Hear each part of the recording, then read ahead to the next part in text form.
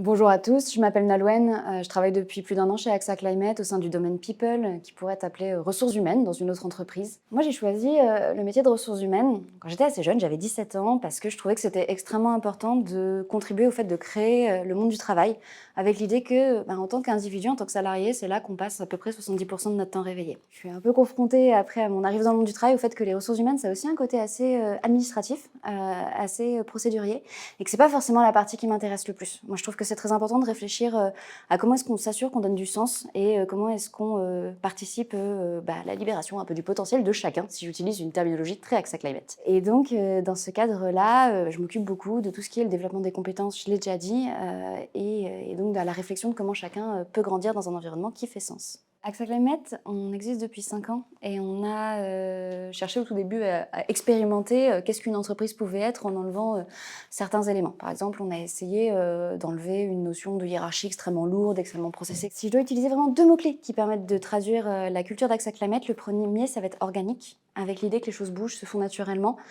Je prends un exemple, moi je suis RH, quand je suis arrivée, il n'y avait pas forcément d'organigramme, petite frustration, mais ça a vraiment ses bons côtés aussi. Et un deuxième mot, ça va être le mot d'apprenant. On est très centré sur la formation, l'apprentissage, et c'est un prérequis, je pense, pour rencontrer le succès chez AXA Climate, d'avoir cette envie de se regarder et d'évoluer. Un rituel dont j'aime beaucoup parler, c'est celui qui est autour du développement des compétences. On demande à chaque collaborateur de choisir 2 compétences, au mois de mars en général, qu'il va développer dans l'année à venir, et on lui alloue un budget qui est pour 2024 et de 2 500 € qu'il peut dépenser comme il le veut, en formation, en livres, en séminaires, pour développer ses compétences. Et à la fin de l'année, si quelqu'un veut une augmentation de salaire, on demande à la personne de déposer un dossier qui va justifier de comment elle a développé des compétences et de comment celles-ci l'ont aidé à avoir de l'impact. Les ressources humaines, c'est extrêmement large au niveau du type d'activité. Il y a des choses qu'on connaît bien, le recrutement, tout ce qui est la paye, tout ce qui va être la formation. Et il y a une facette aussi en fait de cette activité qui est liée à l'engagement.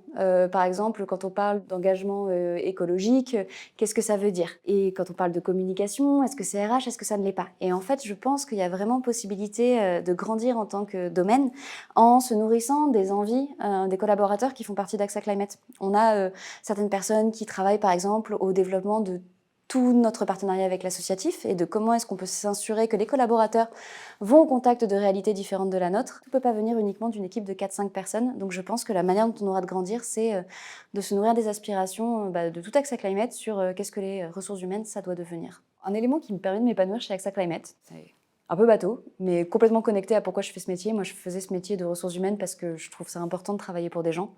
Et je pense que mon plus grand plaisir et une de mes grandes joies au quotidien chez AXA Climate, c'est le fait de travailler avec d'autres personnes qui sont vraiment super sympas et qui sont extrêmement brillantes et auprès de qui, au quotidien, j'apprends.